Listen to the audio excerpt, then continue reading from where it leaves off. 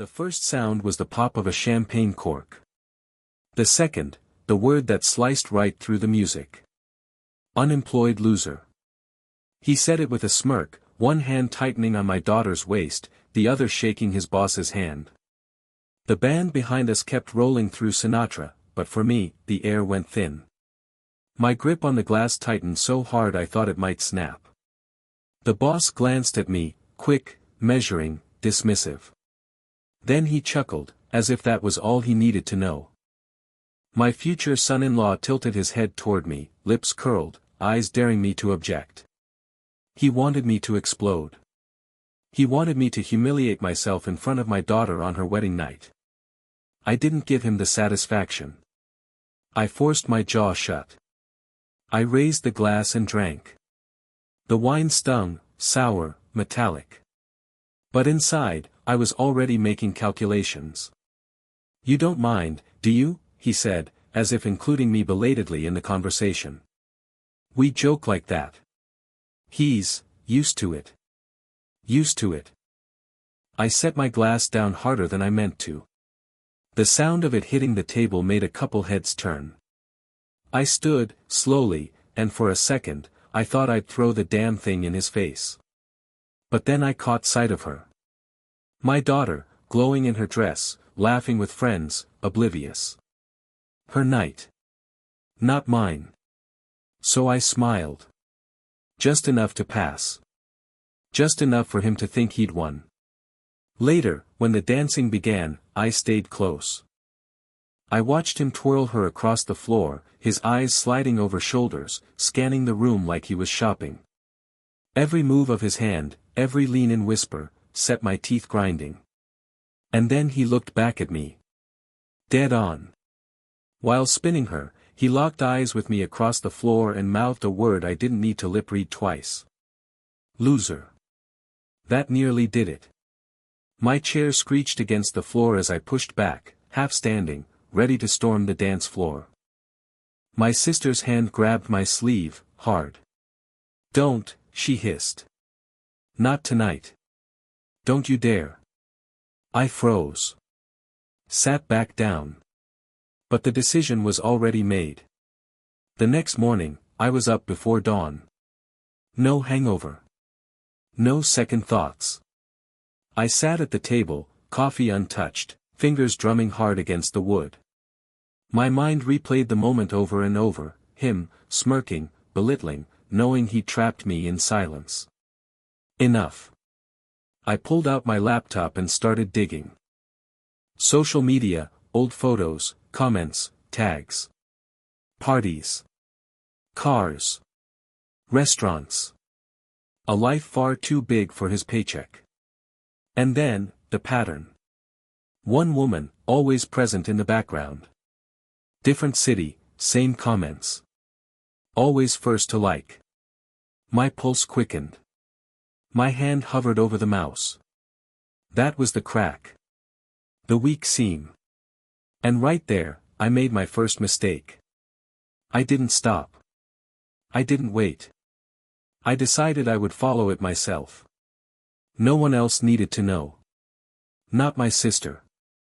Not even my daughter. I thought it was control. It was the opposite. By the end of that morning, I had already crossed the line. And I had no idea just how far it would drag me. The third day after the wedding, I parked 2 blocks from his office.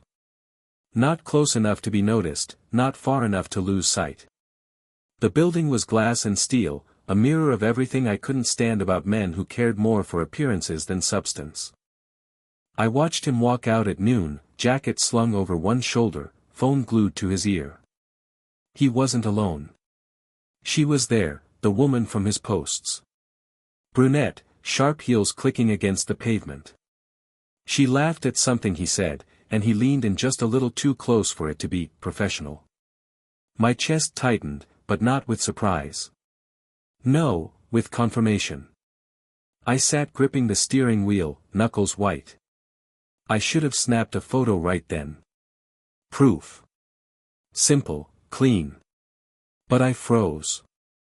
Not from doubt, but from calculation. A photo was nothing if I didn't know her name, her role, her leverage. So I tailed them. That was my mistake. They walked to a cafe 2 streets over. I followed, slipping inside a minute after them, pretending to study the chalkboard menu. They slid into a booth at the back, shoulders brushing. He rested his phone on the table, screen lit, notifications popping one after another.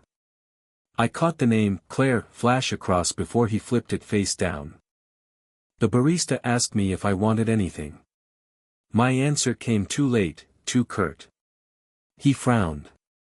The noise drew eyes, including theirs.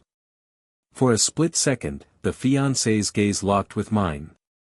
His brows pinched, as if he couldn't quite believe what he was seeing. I turned, ordered coffee I didn't want, and sat near the window, heart hammering. Stupid. Sloppy. When I left, he was still watching me. That evening my daughter called. Dad, everything okay? You sound off. Her voice was soft, cautious, the same tone she'd used when she was little and sensed I was angry. Just tired, I lied. Long day. I almost told her. Almost. But then I heard laughter in the background, his voice. My throat locked. I couldn't drag her into this, not without proof she couldn't ignore. So I swallowed it. The next night, he came to my house. Unannounced. He pulled up in his car, too loud, headlights flooding the driveway. I watched from the porch as he climbed out, smug grin already plastered on. Evening, he said, strolling up like he owned the place. Figured I'd check on you. You know, since you looked a little lost the other day. Every muscle in me wanted to put him through the doorframe. But I stayed seated, rocking chair creaking under me. I'm fine, I said. You don't need to worry about me. He leaned against the railing, close enough I could smell the cologne and whiskey on him. Good. Because my wife, your daughter, she doesn't need extra stress. Especially not from, he paused, dragging it out, waiting for me to take the bait. Someone with too much time on his hands. I didn't move. Didn't flinch. You done? I asked, voice flat. He smiled, sharp. Almost. Then he stepped back, straightened his jacket, and walked toward his car. Just before sliding in, he called over his shoulder, see you around, loser. The engine roared, tires spitting gravel as he tore off into the night. I sat in the dark long after, hands gripping the armrests, blood pounding in my ears. That was the second time he'd underestimated me.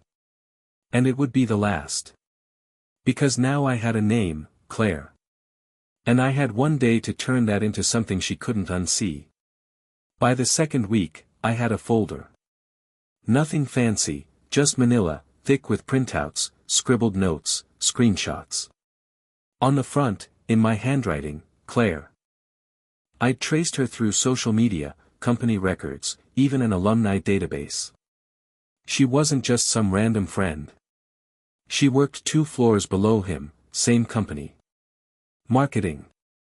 Single, mid-30s, pictures of wine bars and rooftop dinners. The kind of life that looks harmless until you notice the repetition, always him at the edges, always cropped out but present in the reflection of a glass, the shadow in a window. The pattern was too neat. Too practiced. So I made my move. That Wednesday, I waited outside her office building. Noon, again.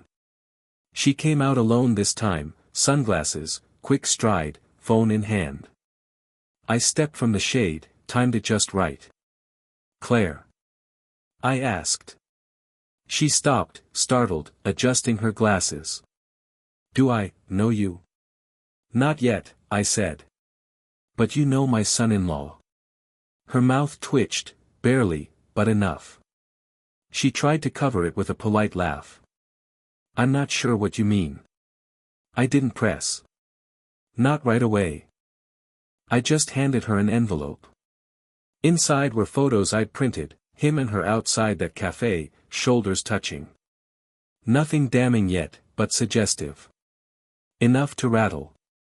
If you're smart, I told her, you'll stop being seen with him. Before this ruins more than just a career. Her smile cracked. She slipped the envelope into her purse and hurried off, heels stabbing the pavement harder than before. I thought I had control. I thought I'd planted the seed. But the next evening, my daughter came by. Alone. Face pale, jaw tight. "Dad," she said, closing the door behind her, "he told me you've been following him. Showing up at his office. Harassing women he works with. Is it true?" The air went heavy. I felt it pressing on me. "He's lying to you," I said slowly. "I've seen things, Anna. Things you don't want to ignore." "Like what?" Her voice shook. "Because from where I'm standing, it looks like you're trying to destroy my marriage before it's even begun." I almost opened the folder right there. Almost laid it all out. But the doubt in her eyes stopped me. If I showed her half-proof too soon, she'd only see obsession. She'd side with him. So I closed it. "You'll see soon enough," I said. She stood there for a long moment, torn between love and loyalty. Then she left, without hugging me. That was the night I realized my biggest dilemma: if I moved too fast, I'd lose her. If I waited too long, I'd lose her anyway. And worse, the man I was up against now knew I'd started pulling at his threads. The very next morning, an envelope slid under my front door. No return address. Inside, a photo of me sitting in my car, camera in hand, across from that cafe. He'd been watching me while I watched him. I had underestimated just how far he was willing to go. Friday night. I had been waiting for it since the bruise on my jaw turned from purple to green. The photo sat on my kitchen table like a loaded gun. Grainy, zoomed in, taken from across the street, me, sitting in my car with a camera in my hand. Proof not of his guilt, but of mine. If that photo reached my daughter, I'd already be guilty in her eyes, no trial, no defense. I turned it over, then back again, as if flipping it would change the image. My fingerprints smudged the glossy paper.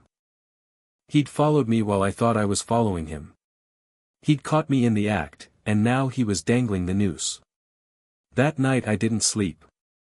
I sat by the window, bourbon in hand, watching headlights sweep across the quiet street. Every car that slowed made my chest tighten. I was waiting, for another knock, for another envelope, for the moment he'd make the first public strike. Instead, the phone rang. My daughter's number. Her voice was cold, rehearsed.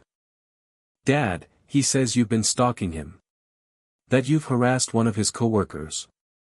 He says you're unstable." Her words came fast, as if she was reading lines he'd fed her. "Do you believe that?" I asked. Silence. Just her breath, catching. Then the click of the call ending. That silence cut deeper than anything else. The next morning, I drove to Claire's apartment. Not to threaten her, that was done. I needed the truth, straight from her mouth. She cracked the door 2 inches, chain still hooked. Her eyes were red, makeup smudged. "Why are you here?" she whispered. "Because you're not the only one he's lying to," I said. "And if you think you're safe, you're not. He's using you." She hesitated. Her hand trembled on the chain. Then she unhooked it and let me in. The apartment smelled of wine and perfume, heavy, cloying. The curtains were drawn tight, as if she didn't want the outside world peeking in. On the coffee table sat the envelope I had given her days ago, open, photos spread out, edges bent from being handled too many times. She dropped into an armchair, lit a cigarette with shaking fingers. "I should have known," she said, exhaling smoke toward the ceiling. I sat across from her. "Known what?" Her lips tightened. She reached for her phone and scrolled with a practiced thumb. Then she held it out to me. Dozens of messages filled the screen. Sweet words, promises of weekends away, excuses about late meetings, talk of leaving my daughter, once the time was right. And then the tone shifted. The later messages were sharper. Demands. Requests for money. Always, just a loan, always, just until the bonus clears. Thousands of dollars. She showed me the transfers, one after another, bank statements lined with his name. She stubbed the cigarette out hard in the ashtray. He promised me everything. Said the wedding was just for appearances. Said she had family money, connections. That she didn't mean anything to him. My hands curled into fists. He married my daughter for leverage, I said. And kept you as backup. Her eyes filled, but she didn't cry. She'd run out of tears already. And now he's threatening me. Told me if I ever breathe a word, he'll ruin me. Get me fired, blackball me. I leaned forward, voice hard. You've already been ruined. The only difference is whether you let him keep control. She swallowed, nodded once, then handed me a folder. Paper copies of everything, texts, bank records, screenshots. It was enough to destroy him 10 times over. When I left her apartment, the weight on my chest felt lighter. For the first time, I wasn't just circling him in the dark. I had a weapon. But when I got home, the hairs on my neck rose before I even reached the door. The lock was scratched. Not forced, not broken. Just, tested. I unlocked it with my key, stepped inside. Nothing obvious was missing. The drawer where I kept my folder was still locked, the key still in my pocket. But I knew. Somehow, he'd been inside. He wanted me to feel it. To know he could reach me whenever he pleased. I stood in the center of the living room, listening. The house was quiet. Too quiet. I checked every room, every corner, like a soldier clearing a battlefield. Nothing. Just the faint smell of his cologne lingering where it shouldn't be. That was the moment I realized the game had shifted. I wasn't just hunting him anymore. He was circling me. The truth was in my hands now, thick and undeniable. But the risk had doubled.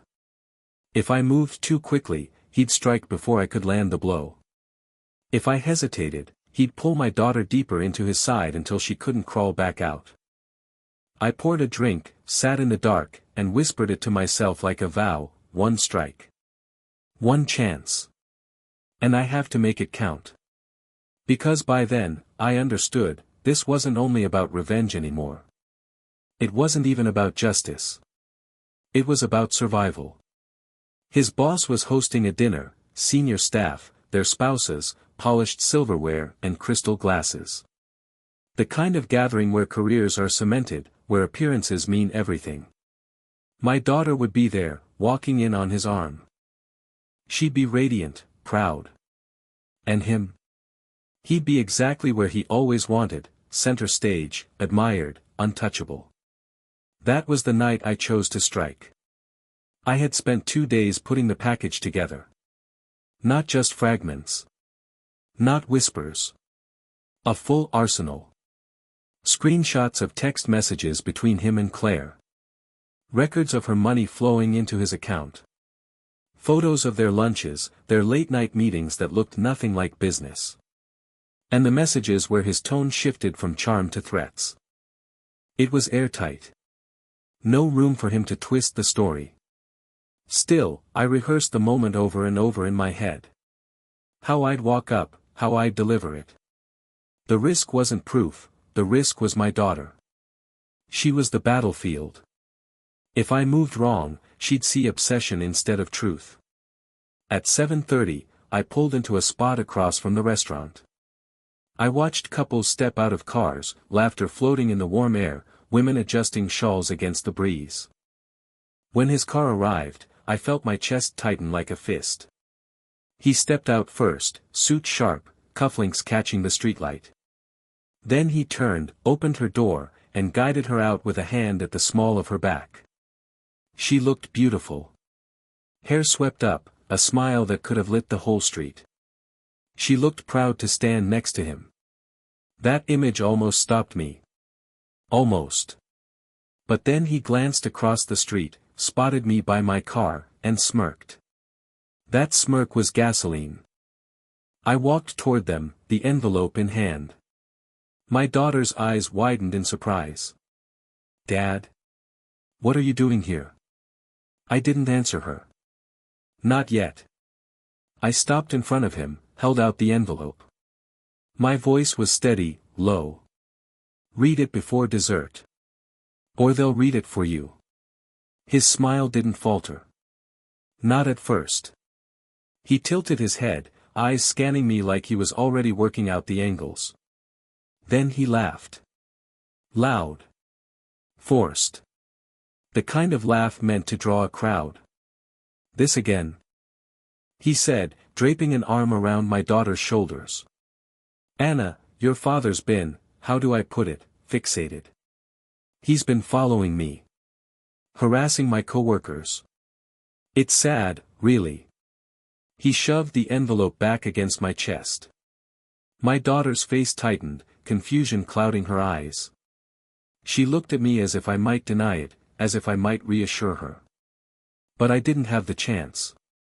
Headlights swept the driveway. A second car pulled up fast, tires crunching gravel. "Claire." She stepped out, pale, shaking, clutching her phone like a weapon. "Tell her, Daniel," she shouted across the pavement. Her voice cracked, but it carried. "Tell her the truth before I do." Everything froze. My daughter stiffened, head snapping toward him. His mask cracked for the first time. The smirk vanished. His hand on her shoulder tightened like a clamp. "Get back in the car, Claire," he hissed. But she didn't. She lifted her phone higher, screen glowing under the lights. I saved everything. The money. The messages. All of it. Guests had started pausing on the steps of the restaurant. The valet stared openly. And in the doorway, framed by the glow of chandeliers, stood his boss, silver hair, sharp eyes, watching in silence. I should have felt triumph. Instead, I felt dread. Because I knew him well enough by then. Cornered animals don't roll over. They lash out. And he did. He shoved my daughter aside, hard enough that she stumbled against the car door, and lunged at me. The envelope slipped from my grip, papers spilling across the pavement. His fist came fast, slamming into my jaw. White sparks exploded behind my eyes. I hit the ground, tasting blood. Gasps rippled through the crowd. Someone shouted. My daughter screamed his name. I pushed myself up on one elbow, spitting red onto the concrete, and looked around. The evidence was everywhere now. Pages fluttering in the breeze, photos catching in headlights, Claire holding up her phone as if it were a torch. He'd shown them who he really was. Not the polished husband, not the charming employee. A violent liar, unraveling in front of his boss and his bride. But here's the thing, men like him don't die clean. They don't collapse the first time the mask slips. They crawl. They claw. They try to drag you down with them. The police came minutes later. Someone had called during the chaos. He was restrained, red-faced, still spitting threats. My daughter was crying, torn between defending him and staring at the evidence scattered across the ground. I stood, lip bleeding, and watched him get shoved into the back of a squad car. His eyes locked on mine through the glass, and I read the promise there, "This isn't over." And I believed him. Because losing his job, his reputation, that wouldn't satisfy him. Men like that don't stop until they take something back. And I knew exactly what he'd aim for next. My daughter. The bruise on my jaw had faded to a sickly yellow when the real blow landed. Not his fist this time, his counterstrike. 3 days after the restaurant scene, I pulled into my driveway and froze. 2 police cruisers idled under the streetlight. My neighbors stood on porches, whispering. An officer stepped forward, voice flat, rehearsed. "Mr. Carter. We have a warrant to search your residence." The words dropped like stones in water. Inside, they tore through my house. Drawers yanked open, boxes tipped out, closets rifled through like I was some petty criminal. They bagged my phone, my laptop, even the folder where I'd kept the evidence. I stood by the window, hands on the sill, watching my life dismantled piece by piece. When I demanded to know what this was about, the officer didn't flinch. Harassment. Stalking. Attempted blackmail. His words stung less than the paperwork he showed me. A complaint, signed by my son-in-law. And underneath, a supporting statement. My daughter's signature. For a moment, I couldn't breathe. Not because of the charges, not even because of the search. But because he'd pulled her into it, convinced her to stand on his side, against me. The daughter I'd raised alone after her mother passed, the one I'd worked double shifts to put through school, was now a name on a piece of paper that painted me as a threat. I sank onto the couch, palms pressed hard against my knees. Around me, the officers moved like shadows, bagging up what little privacy I had left. The sound of packing tape ripping through the air felt louder than thunder. That night, the house was silent again, but not the same silence as before. This was hollow, stripped. The walls seemed to echo with the absence of trust. I sat in the dark, staring at my reflection in the black windowpane. He'd made me the villain, and I'd handed him the weapons by moving too soon, by letting him see me watching. But here's where he miscalculated. He thought the folder was everything. He didn't know about the copies. I'd left a second set with someone who had even more reason to hate him than I did. Claire. The next evening I drove to her apartment. She opened the door without asking who it was, eyes wide and red, makeup smeared like she hadn't slept in days. "He came here," she whispered before I could speak. "Told me to disappear. Said if I ever talked to you again, I'd regret it." Her voice trembled. She lifted her phone with shaking hands. More messages. Not love notes anymore, threats. Promises to ruin her career, to make her disappear if she embarrassed him. The tone was different. The mask had slipped. I sat across from her on the couch, the hum of the fridge filling the silence. "He's panicking," I said. "And that's when men like him make mistakes." She nodded, wiping her eyes. Then she opened a folder of her own. Bank statements, screenshots of transfers, loans she'd given him over months. Thousands of dollars. He'd spun lies about investments, promotions, promised to pay her back. He never had. It was all there, not just infidelity but fraud, manipulation, exploitation. Enough to bury him in scandal. We made a choice, right then, with her hands trembling and my jaw still aching. We wouldn't take this to the police. Not yet. He had already stacked that deck against us. We'd take it somewhere he couldn't silence.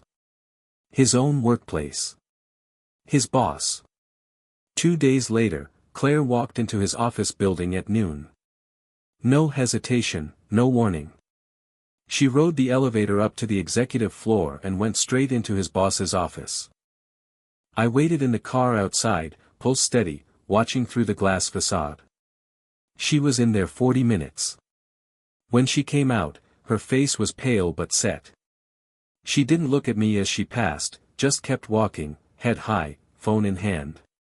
By evening, the news was out inside his company. He'd been suspended, pending investigation. The same boss who had smirked at me during the wedding now had his hands on evidence of financial misconduct, threats, and an affair with an employee. I thought that would be enough. But when a man like that feels the walls closing in, he doesn't go quietly. He lashes out. That night, my daughter showed up at my door. No knock. Just walked in, stood in the living room with her arms crossed, her face as pale as Claire's had been. "How long did you know?" she asked. From the start, I said. Why didn't you tell me? Her voice cracked on the last word. She wasn't angry. Not fully. She was broken, torn between the father she'd trusted and the husband she'd believed in. I almost told her the truth, that I had tried, that she wouldn't have believed me, that if I'd pushed harder, I'd have driven her further into his arms. But the words tasted like excuses. So I kept it simple. Because I wanted proof before I shattered your world. Tears welled in her eyes. She shook her head, whispered, "It's already shattered." She hugged me, quick and stiff, then left without promising she'd be back. That night, I didn't pour a drink. I didn't even turn on the lights. I sat at the window, watching the street, listening to the clock tick in the kitchen. He was finished. Fired, exposed, reputation in tatters. But victory felt hollow. Because in saving her from him, I'd lost her trust in me. Now, weeks later, I still replay it. The champagne cork. The word that started it all. Loser. I think about how a single word can spiral, how it can drag a family into ruin. Was it worth it? That's the question I can't answer. Justice came, but justice doesn't heal. Revenge landed, but revenge doesn't rebuild. So here's my only wisdom, spoken as plain as I can: never underestimate how far betrayal can reach. Not just into marriages, not just into friendships, but into the blood that ties us together. And if you want more stories like this, the kind that don't make it into family albums, the kind that scrape raw instead of smoothing over, then stay close. Because I have more. More truth. And more scars.